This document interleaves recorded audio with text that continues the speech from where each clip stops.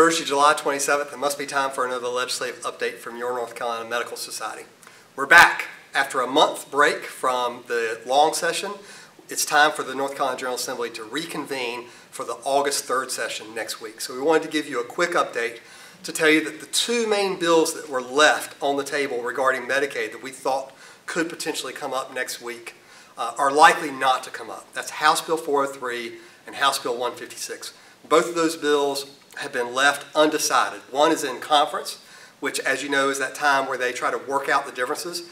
The other is just in committee. It hasn't even been brought up for conference yet. So the likelihood of those coming up seems small right now, but we'll be vigilant. We'll be paying attention. We're talking to legislators right now about those two bills and about their impact on Medicaid reform that we're expecting for next year, and we'll be keeping you up to date or giving you an up-to-date report on that next week once this session has ended. Remember, we'll be back again the first week of September on September 6th for another small special session as we make our way through the rest of the year.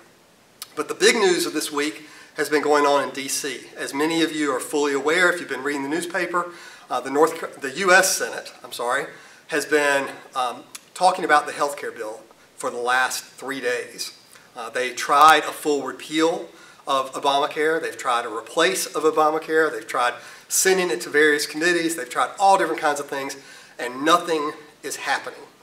And this is the problem that we have in politics right now, that they're not focusing on the policy, they're focusing on the politics of what's going on.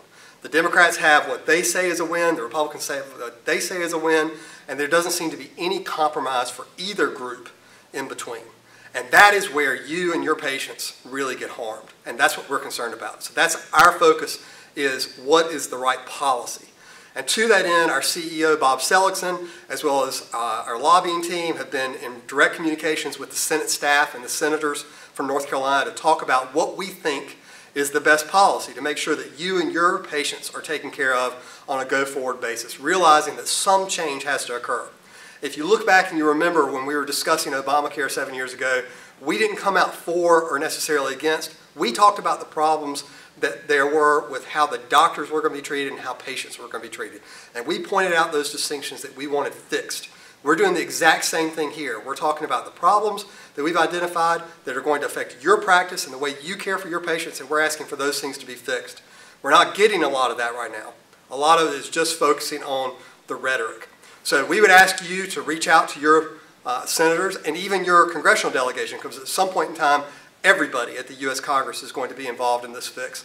And they're going to need to know that you are focused on the policy also.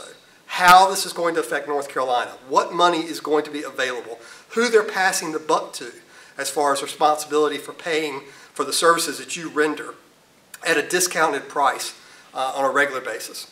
We need them focused there and not just on the high-level politics of what's going to make this group happy or that group happy or what they can say to check the box. This is real stuff, and it's messing with real lives, and we need people paying attention to the real issues. So we'll hope that you will continue to give us that feedback on exactly what the things are that you're concerned about. We've been very appreciative of the emails that we've been receiving and the feedback that we've gotten on the blog from you directly about your stance on the federal debate that's been going on. So we encourage you to continue to send that feedback to us and let us use that as a way to set a barometer when we have these conversations with the politicians in D.C. Like I said, we'll be back next week to talk to you about what's going on here at the state legislature in the August 3rd session, as well as to give you an update or recap on anything that actually has occurred as we close up this debate at the federal level. Hope you have a great weekend, and we'll talk to you next week.